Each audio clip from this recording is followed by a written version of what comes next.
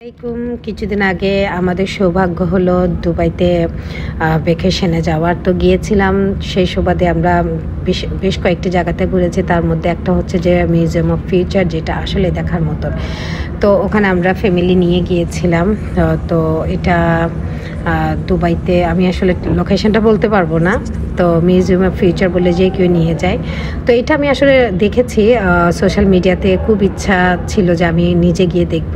এটা হচ্ছে ভেতরে দেখছেন অনেকগুলো মাছ এখানে উঠছে। এটা হচ্ছে যে ওদের মতে ফিউচারে এই ধরনেরই যানবাহন থাকবে। হ্যাঁ, যানবাহন রোডে থাকবে না, এভাবে উড়ে উড়ে যাবে। তো আসলে খুবই দেখার মতো একটা প্লেস। তো আমি মনে করি যে আপনারা যদি দুবাইতে যান তাহলে অবশ্যই জায়গাটা ভিজিট করে আসবেন, না হয় মিস করবেন। তো এটা হচ্ছে উপরে দাঁড়িয়ে উপর থেকে নিচের ভিউটা আমি নিলাম।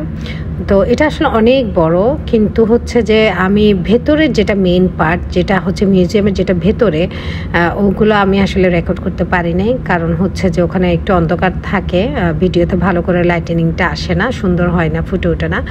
তো মেন আকর্ষণ হচ্ছে যে ওইখানে, এটা আমি জাস্ট আপনাদেরকে দেখিয়ে দিলাম যে এটা তো ভেতরে, বাট এর ভেতরে অনেক আছে। আর এটা হচ্ছে চতুর্থ নাকি পঞ্চম তলা পর্যন্ত, আমি আসলে কাউন্ট করতে ভুলে গিয়েছি।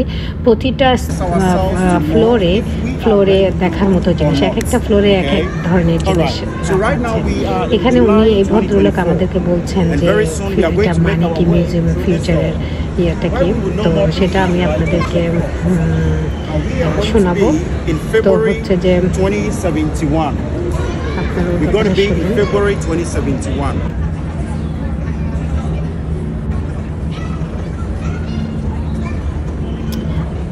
তো এই হচ্ছে যে কথা। তারপরে এখানে আসলেই অনেক সুন্দর একটা জায়গা। প্রতিটা ওয়ালই হচ্ছে যে আপনার অ্যারাবিক লেটার দিয়ে লেখা। এটা আউটসাইড আমরা একটা ফটো সেশন করে নিলাম। তো ভেতরে আসলে ছবি তোলার মতো অনেক জায়গা আছে। আর যেরকম বাহিরে দেখছেন অ্যারাবিক লেটার, ওটা আসলে ভেতরেও অ্যারাবিক লেটার দিয়ে ওদের দেওয়ালগুলোতে অ্যারাবিক লেটার দিয়ে লেখা। এটা হচ্ছে ওদের উপরে, একদম উপরে, যেখানে দাঁড়িয়ে ফুল ভিউটা দেখা যায়। আর খুব সুন্দর একটা জায়গা, আসলে না দেখলে মিস করবেন। তো যাবেন, দেখে আসবেন, ঘুরে আসবেন।